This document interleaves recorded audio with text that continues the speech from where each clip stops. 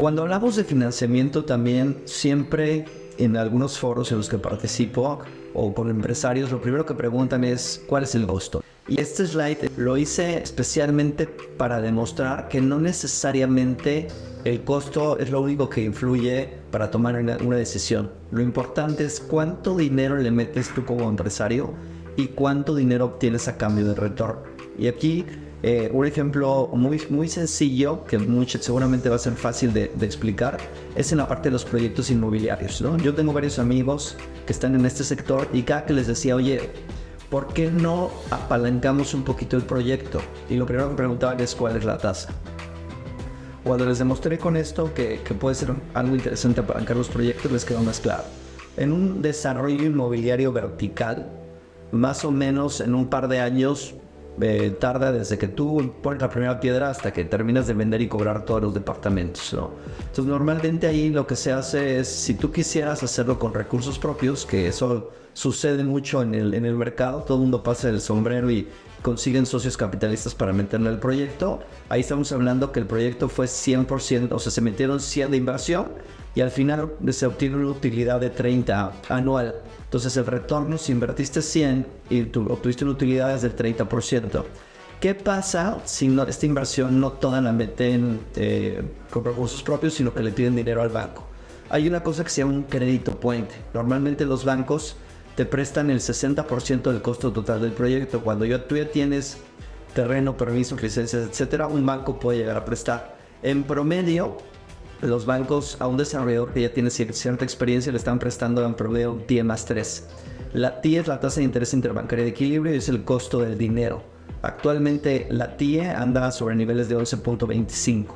Entonces, en este ejemplo, si yo le pido un crédito puente al banco de 60, yo como inversionista ya nada más meto 40.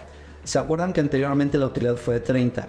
Si ya voy a meter un crédito, la utilidad al final va a ser menor porque tengo que pagar intereses. Sin embargo, yo le metí menos dinero.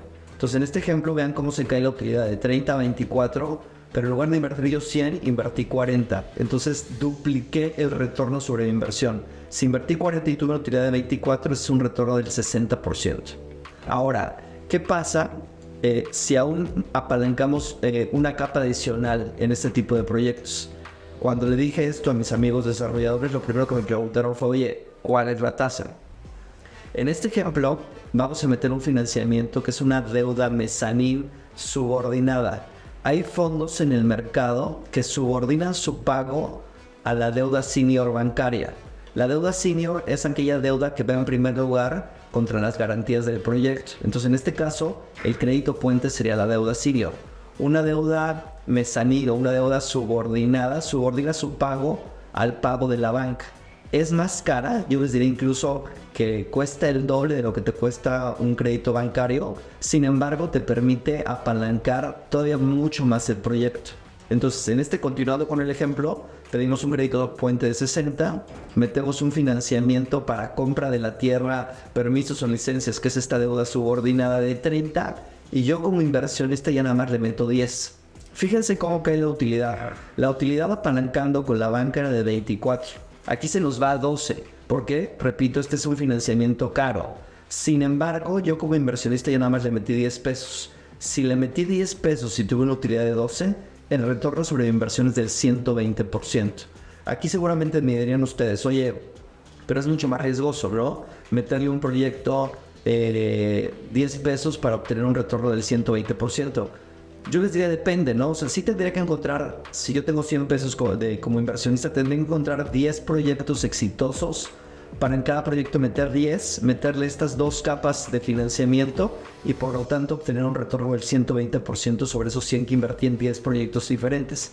Yo lo vería al revés, estoy diversificando mi riesgo, en lugar de meter todas las canicas en un solo proyecto, lo estoy metiendo en 10 y de esta manera estoy incrementando mi retorno. Aquí lo importante es que ustedes visualicen que no todo gira en torno a qué tan caro, qué tan barata es la tasa. Lo importante es que ustedes como inversionistas o como empresarios empiecen a pensar por cada peso que yo le meto al negocio o por cada peso que no saco y lo dejo metido como inversión para que siga produciendo el negocio, cuánto obtengo a cambio. Aquí vimos un ejemplo claro en estos proyectos inmobiliarios que si yo toda la inversión la pongo como capitalista, el retorno sobre mi inversión nunca va a ser mayor a 30%.